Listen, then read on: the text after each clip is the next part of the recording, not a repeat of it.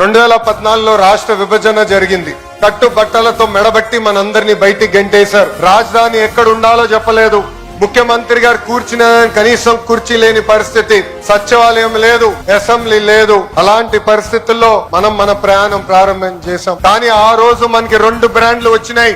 ఒకటి ఆంధ్ర యూనివర్సిటీ, రెండోది మన బ్రాండ్ చంద్రబాబు నాయుడు గారు. బృందం మీ అందరు తెలుసు, ఆ రోజు తొలి కేబినెట్ మీటింగ్ ఆంధ్ర యూనివర్సిటీలో మనం ఏర్పాటు చేసుకుంటాం జరిగింది.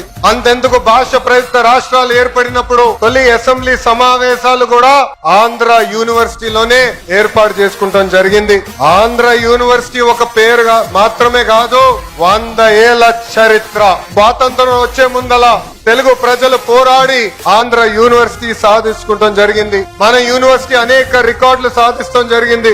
భారతదేశంలోనే వన్ ఆఫ్ ద ఓల్డెస్ట్ యూనివర్సిటీగా ఈ రోజు మన ముందల నిలబడుతుంది. భాష ప్రయుక్త రాష్ట్రాల కోసం మనం ఆనాడు పోరాడితే ఆంధ్ర రాష్ట్రం ఏర్పడింది. అదే విధంగా తెలుగు ప్రజల కోసం ఆంధ్ర యూనివర్సిటీ మనం ఏర్పాటు చేసుకుంటాం జరిగింది. నేను కార్నిగీ మెలన్, స్టాన్ఫర్డ్ లో చదివిన వాడిని. కానీ ఈ రోజు మిమ్మల్ని అందరు చూస్తే అసూయపడుతున్నా. ఇక్కడ ఆంధ్ర యూనివర్సిటీలో చదువుంటే ఎంత బాగుండేదని. పక్కనే విశాఖ బీచ్ రోడ్, అద్భుతమైన ఫ్యాకల్టీ. అంతెందుకు ఆంధ్ర యూనివర్సిటీ స్టూడెంట్స్ జోషే ఈ రోజు అదిరిపోతాం జరుగుతుంది.